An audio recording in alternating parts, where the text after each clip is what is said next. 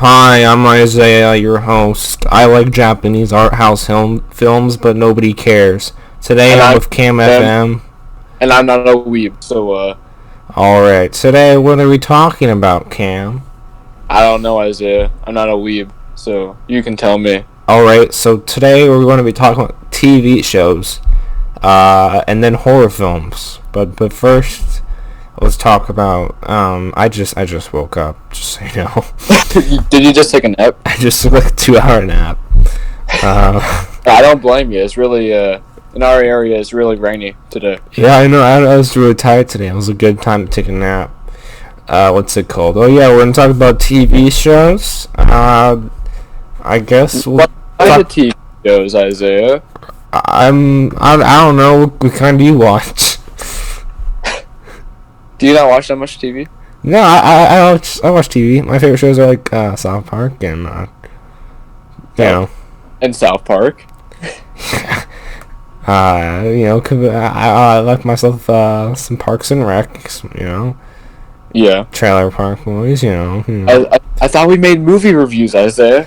Oh my! Whoa! We make movie reviews. We welcome back to Dude Podcast. Dude. We make movie reviews. That's so dumb.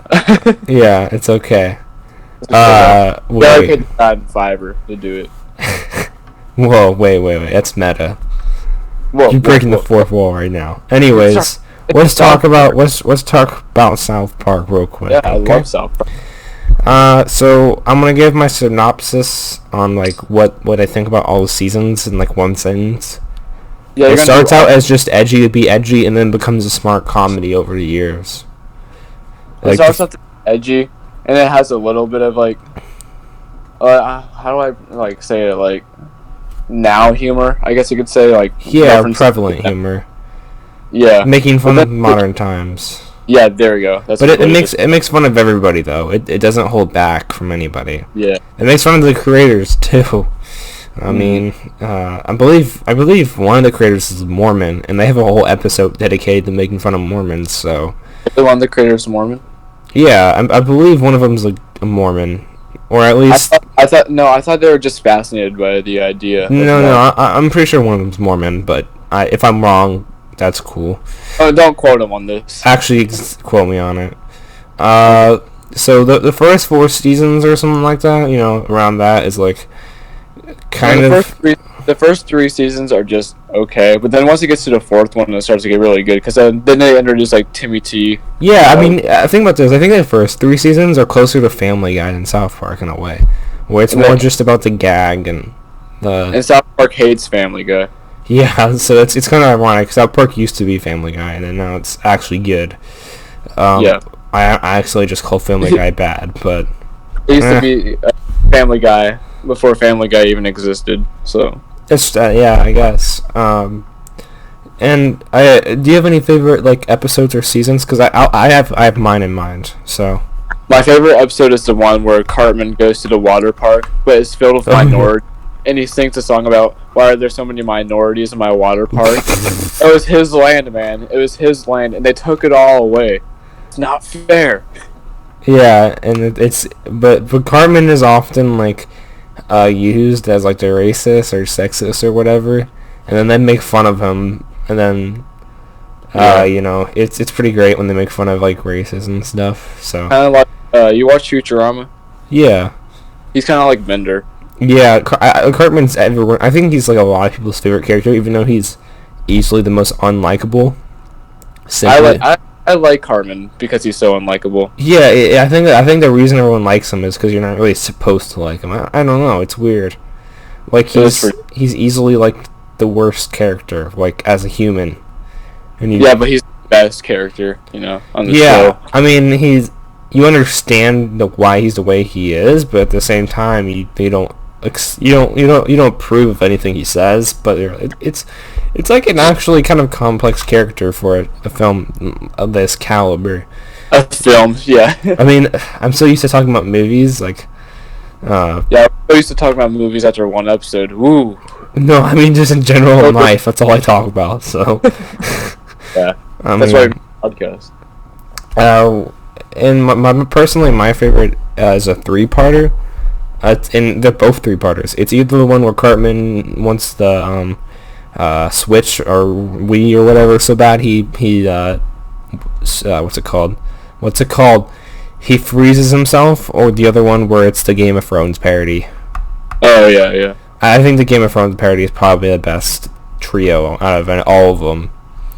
Wasn't there one for Coon and Friends where they just make fun of like superhero movies?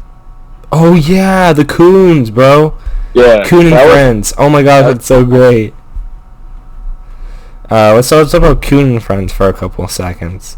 There's a few Coon and Friends episodes, but I played the game, but yeah. Oh yeah, so there's this one episode where they make a joke that like anyone can get their own Netflix show, and then they have their whole face lined up or whatever. I think I watched this at your house. You did? Maybe. Maybe. And then like they have I didn't. And they have all of the whole phase lined up like a Marvel phase or whatever. Yeah. And they're like, this movie's gonna come out, then this movie, and we're gonna have this TV show, and then like some characters aren't getting it, and they complain. It's kind of like parodying how like Marvel movies you have to see all of them. Like, don't get me wrong, I enjoy going and seeing Marvel movies. I mean, one of my favorite movies is Blade 2. I mean, but the only problem with Marvel movies is like I don't want to go watch all of them, and then if I miss one, I feel like I'm out of the loop. I'm like, what is going on? Yeah, the problem is I didn't get into Marvel until like Doctor Strange came out. Yeah. But in order to get into Doctor Strange, I had to watch the first Iron Man and all the way that's time consuming. I had to like instead of buying them, I had to like go on like secret like website and like watch them. I mean, I always legally watch movies.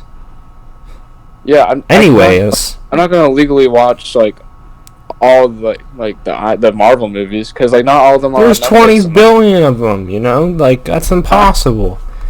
It's impossible, especially when you don't have a job like we did back in the day. I mean, we have jobs now, but I have a job now, but not back when Doctor Strange.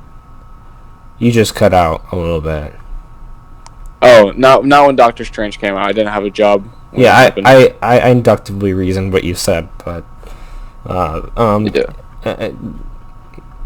when it comes to TV shows, I think South Park is one of the actually smartest comedies, which is kind of weird to say, but I think it's one of the first comedies like now, but back in 2016. Remember when it came out? 2000 what? 16. It was the one where the Orange Man Bad. Yeah, Orange Man Bad was in there. Orange Man Bad. Orange We make Man fun Bad. of like us. Wait. I'm like losing track of my memory here. Hold on. But no, I mean it's all I'm saying is like it's one of the most solidly written shows that. Have you seen this documentary where they literally spend a whole week, right, like they have a whole week to make an episode, and then like they procrastinate the first 5 days, and then they just smoke a lot of weed and write this two episodes, the episodes in 2 days. Yeah, I seen a 24-hour like hour one the week. Hey man, you're cutting out really bad. You are too. It's weird. I think it's because it's raining right now. I don't know how that works. I don't know, but it's been really good so far, so we're not gonna give up yet. Yeah. And I think we can just talk about the next thing, because what's a show you watch? Because I mean I don't have much more to say, but I've been getting into Sunny in Philadelphia. You seen that? Oh, It's Always Sunny. Yeah. Yeah. Who's your favorite character? Because mine's Charlie or Frank. Yeah, Frank is my favorite. I think Frank's my favorite because he's the worst like person ever. He's just really greedy. Have you seen the episode where they they're all together and then they're like we want to a democracy with Frank, and then they want to talk about the money and have power, and like basically start a union. They're not smart enough to know what a union is, anyways. No, I just started it like a week ago. I'm Oh, on season 2. oh, so you've watched the first episode, right? Yeah, I've seen the first episode. that Classic. was a classic. What do you think of the first episode? Dude, it still holds up. It's still funny. I like it when Charlie's like, "No, we can't, niggers," and everyone's like, "Whoa, whoa, whoa, whoa, whoa, dude, Charlie!" And then the waitress overhears. It's like classy. Uh, uh. Did I cut out or something? No. I mean, he's black, guys. It's okay. Yeah, that's good. I'm not joking. He actually is black, but Yeah, I am. wait. Why are you deepening your voice? Anyways, Okay. All right, now it's really awkward. We gotta keep going. I'm just quoting the episode. It's not that bad. Okay. Are you getting political on me, libtard? Anyways, let's just move on. Just move on before it. No, just move on. Confrontation. This is a mess. This is really a mess. Yeah. Which is why it's good. This is why it's so great. This is why you guys watch. Yeah. I feel like there should be like a law on like making podcasts. It's like, okay, are you qualified to make a good podcast? We're definitely not qualified. But hey, we making that cents per hour. Yeah, man. So we as long as it's 10 minutes, we get that. So, anyways, what we're talking about again? It's Always Sunny. Oh yeah, the first episode. Yeah, it's really where he has good. to prove he's not racist, so he tries to get black friends, and then I had many black friends, guys. Come on, I'm not racist. and that was way before its time. I'm pretty that was before they even that was before the I have black friends, I can't be racist meme even like became prevalent. Yeah, I don't think it was like ahead of its time. I feel like it's like still a topic at that time, but it was definitely like ahead of its time in like the certain jokes. Yeah, I don't know. I just think it's just solidly written. But I think the show gets better at certain points. You know, it's like never won any awards. Really? Yeah, like Probably ever. because it's too real. It has really good reviews too. I know. Like, if you think about it, the main show is like, you know, the bullies in high school? Well, they don't, like, grow up. They stay the same. And, like, this is their lives now. Oh, that reminds me of the episode where they tried to Charlie and I can't remember the guy's name, but the like good looking one or whatever. They tried to no, it's not. It's the one with the beard. Charlie and Mac. Yeah, Charlie and Mac. They try to like go on they go into like a school and then they bring in a gun and a baseball bat and they try to become the security of the school. I haven't seen that one, but I'm looking forward to it.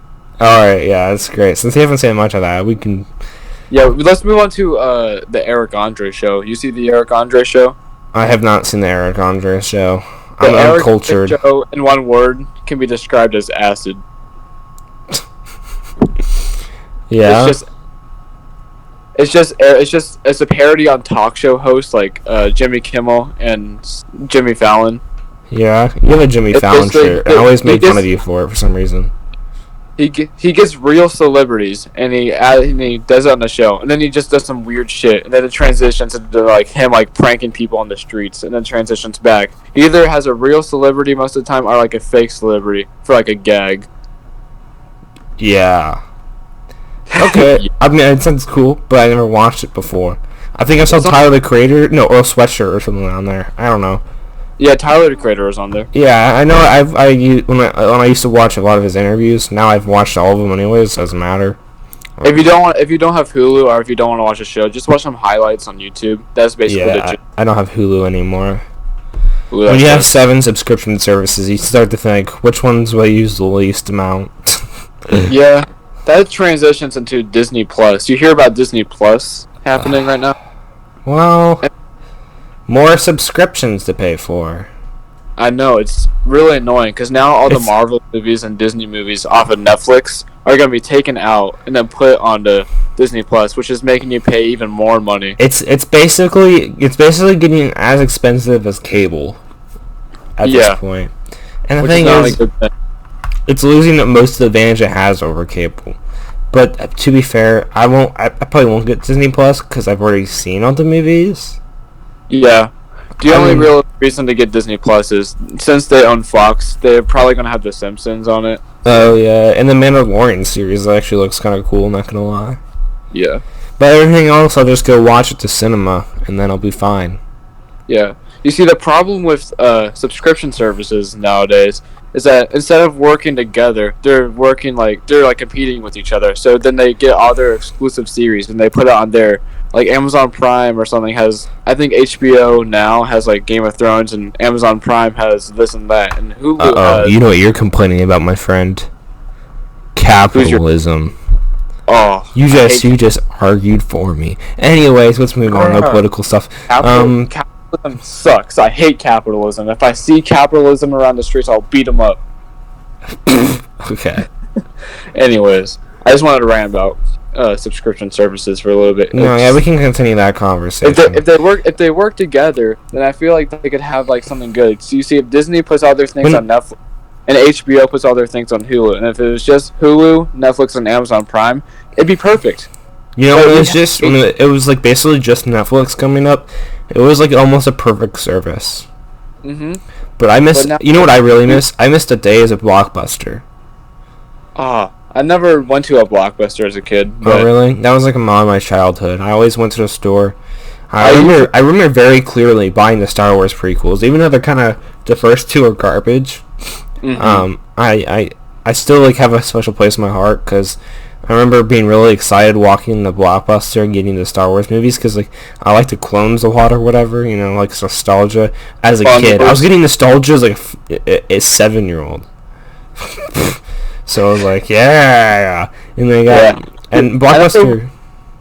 Oh, you go ahead. Sorry. When you buy something from Blockbuster or you rent it or you have the subscription or whatever, you have like an almost obligation to watch. If you get like 3 movies, you have like an obligation to watch at least 2. You know what I mean? Because you spent your money on it. I know how Blockbuster works and all that. You rent like a video game or a movie, and then you have a certain amount of days to like watch it before you have to turn it back. And if you don't turn it back, then late fees. Well, yeah. I mean, that's how it used to work back in the day. Dude, I wasn't a Blockbuster kid. I rented from Redbox. I just like Redbox is pretty legendary too, but Blockbuster had all the snacks. Blockbuster was like the rich version. Yeah, we went to McDonald's. I'm like, Mom, they have a Redbox. But you're. Yeah, they have a Redbox. Can we rent? I'm trying to think of something. Can we? What's the movie that came out in 2009? Oh, that we would have been allowed to watch too. Yeah. Can we rent? And my mom's like, fine, grab my purse. And I'm like, yes, I can watch Up. Oh my gosh, Up is a great movie. I love Up. The first 15 minutes are godlike, and then the rest of it is like, it's okay. It's pretty good. It's a solid movie. I would argue that the whole movie is like just solidly written. But the first 15 minutes are like, oof. The first 15 minutes are god tier, and then the rest is just solidly written, but you can't top the first 15 minutes. You can't. I like a Kendrick Lamar where he makes like To Pimp a Butterfly and Kid Mad City, and now he just can't make anything better. So it's like everything he makes is gonna be disappointing. Mhm.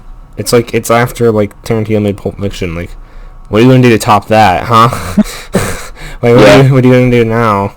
I mean, he kind of has, but like, I mean, it's kind of Steven Spielberg after Jurassic Park. Like, you can't top yourself after that.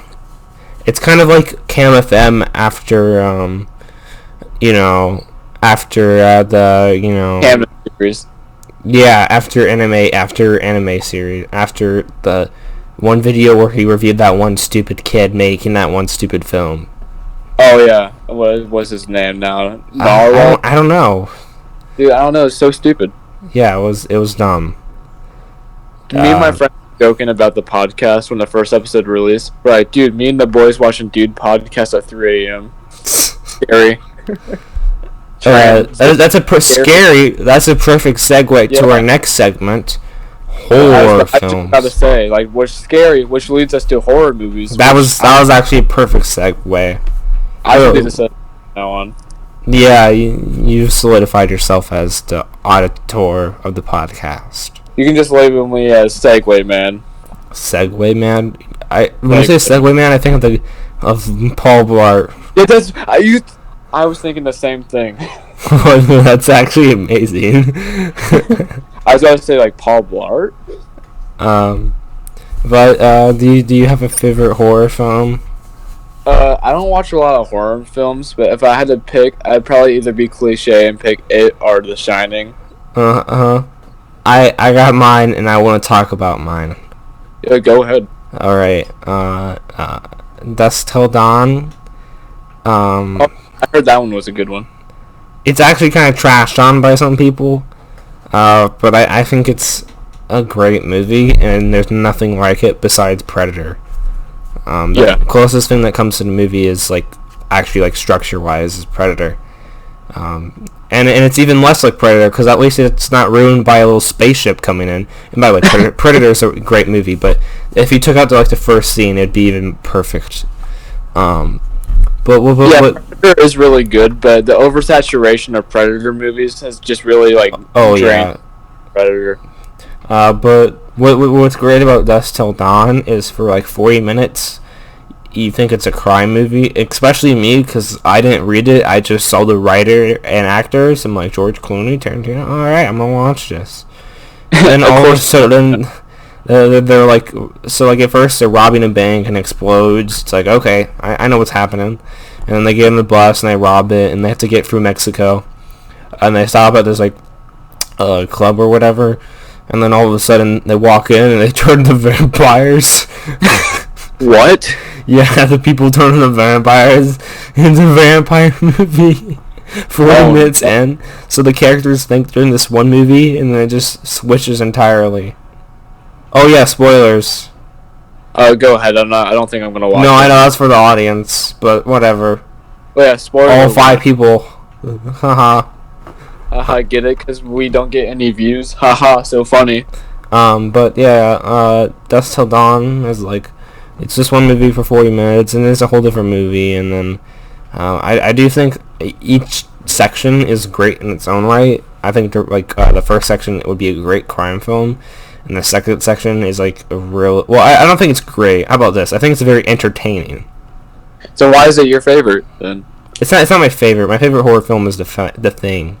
But it's one. I don't think it's great, but I think it's very entertaining. If that makes sense. Okay, I don't think it's as a film. It's this perfect film that can't be touched because it has a ton of flaws. First of all, the vampires look really dumb. Not gonna lie. But I mean that's something you can kind of get over. I mean they look kind of better. They look better than the I Am Legend ones. Yeah, my favorite horror film is Fred 2, Night of the Living Fred. Oh my gosh. Dude, so scary. If you watch it, prepare to watch it with a friend, because I can't watch it with a friend. That's the best movie I've ever seen. Shining is actually a garbage film compared to that. Yeah, Stanley Kubrick, I'm pretty sure Stanley Kubrick's mom directed that movie. Yeah. Which is why it's so good. John Cena was just a co-producer. Yes. Yeah. Wait, on an all serious note, I'm not that much of a horror film guy. I mean, I watch horror films, but to be honest, most horror films nowadays aren't even scary. I watched I watched Annabelle, and it's so unscary. It's so predictable. It's so unscary. Yeah, I hate jump scares. Are we talking about the state of horror films? The jump scares are garbage. Yeah, the state of horror films now are just... Suspenseful music is playing. And then loud noise. Oh, there's nothing there. It's 5 minutes later. There's suspenseful noise playing, and then there's a jump scare. And it's they're so all beat for beat, so close together, so familiar, and they all feel the same. Yeah, everything's samey nowadays. You know what? We should have more psychological horror. Now that's scary. There's actually a movie that looks really good called Lighthouse coming out, and it is psychological horror. It's black and white. It's Willem Dafoe and Robert Pattinson, and it's oh nice. It looks really good. And anything with Willem Dafoe as a creepy guy works. I just like that casual burp. Yeah, I just kind of just ignored it too. Yeah. That's how tired I am. Like, I don't care. The best date to record a podcast in. Yeah, it really is. I mean, I want to go back to sleep, but I'm like, I already said I want to record an episode. I need to. So we got priorities. Yeah. Yeah. So what were we talking about again? The state of horror films. Oh yeah. Yeah. And how they're all not all of them, but a lot of them are garbage. What happens is I've been having a lot of hot takes on this episode recently, but I do not think Pet Sematary is good. I don't think it's good. Oh, that's not a very hot take. It's not a hot take? No, that's not a hot take. But maybe with audiences, but maybe the audiences, but for us, because we're IQ 200. We are real film critics. Yeah, Pet Sematary. Yeah, Pet Sematary is not good. I mean, it was just, I wouldn't say it's not good. It was mediocre. It was not my cup of tea. I can definitely say that though. Yeah. I'm trying to think of a recent horror film that was my cup of tea. Probably. I didn't get to see Midsommar, but I feel like that's a film I would really enjoy, especially the director Ari Aster or whatever. Kind of a cliche answer, but the newest It is actually pretty good. I don't know. You don't like it? I just don't think it was as good as everyone said it was. I'm not saying it's like amazing, but it's definitely better than like the TV series. It's better than the 1980s one. Yeah, definitely. Have you seen that one? I have seen it. It's 3 hours wasted of my life. I laugh at it. It's not scary. I'm laughing with it. Yeah. So the original 80s It movie is so garbage, which is like something I just wish I like what it did because it reminded me of like what The Thing did, which is one of my favorite horror movies, the 1981. So there's the original Thing, which is like this really garbage B movie that's really cheesy and it's really garbage. Well, what is The Thing about? And then I'll explain it, and then okay. So the original one is just like it's based. I can't quote the original one, but like I don't remember exactly, but because it's like 3 years since I've seen it. But and then 1980s one is so unforgettable.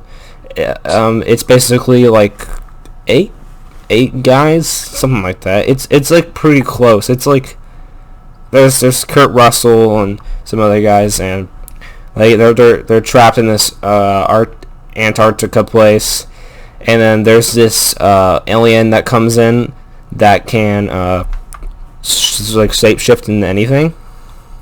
What? And then act like it. That's weird. So everyone gets like really paranoid because they don't know who is who. And in the first scene, you know what happens in the first scene? What? They break the Chessmaster computer, which was like $15,000 back then.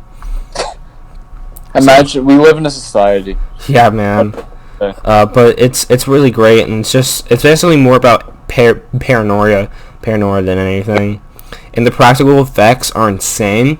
It looks better than 99% of movies that come out now. If you look up The Thing best scenes, or you just watch the movie, you should probably just watch the movie. It's really good. Well, which version of The Thing are we talking about? The 1980s one. 1980. Okay.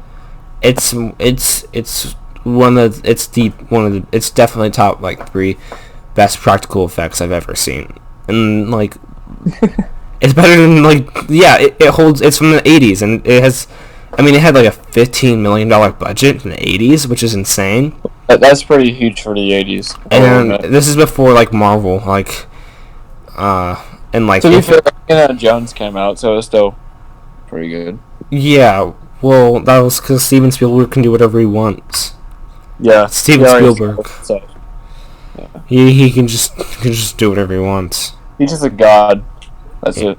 Yeah, he's definitely one of the best directors of all time. Can we talk about Steven Spielberg nowadays? It's just, I don't know, I don't like him nowadays anymore. I mean, it was Ready Player One was good. No, not like his movies. Him as a person, because he doesn't. Netflix like movies should be allowed to like win like an Oscar. Oh, he's just Something pretentious. Yeah. Yeah, he's not in the this is the modern era. Netflix movies have the right to be directed for an Oscar because it's made by like a person. It's not just a company, Netflix. Someone actually wrote the movie. Well, some of those movies are company products, but Well, some of them. the But ones not, that win generally aren't. Oh, for some reason that may remind me of Green Book winning. Green Book is like actually a racist movie, and then it won. When it was ironic because like I was like saying, oh yeah, Black Panther is gonna win because it's everyone was like, oh yeah, look at this cultural thingy, bopper. And then they gave it to the most racist movie of the year. Oh, that was ironic. It's like a white. Anyways, that was off topic, but yeah, no, I just wanted to say. I don't care about awards or anything. I think it'd be cool like win one or whatever, but like I don't like genuinely care and like what people. I don't care if they like win awards. It's just like he's just not like. Just don't be pretentious, I guess. I mean, like, he's just not. And he's just living in his own world, I guess you could say. Yeah, it's like when people are. Like some people are like, you gotta watch this in the cinema. Okay, you gotta watch this in the cinema. Now there's like some movies like Dunkirk where you have to like watch it in the cinema, but like in general, it's like I prefer watching it. I have a projector in my house. I would just rather watch it at home, not have to go out and wait in line, and not have to pay extra money, and then sneak in concessions, even though I work there. Yeah, you work in a movie theater, and I sneak in concessions. Yeah, which you gave me the wrong time for, and I had to see Once Upon a Time. I didn't give you the wrong time. You gave your whatchamacallit, the box office guy or girl. I don't know who it was. Gave you the wrong one. Yeah, whatever. It's still your fault. It's your fault. Well, you know what? That's it for today. We're ending the episode. We're gonna go fight.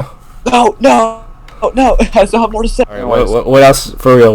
What else are we gonna talk about? I feel like some movies are better like watching it in the theaters. Like I saw it in the theaters with like vibrating like chairs, and that was so crazy and immersive. It was a truly good movie to watch with like immersive chairs. But my second watch at like home, it was still really good.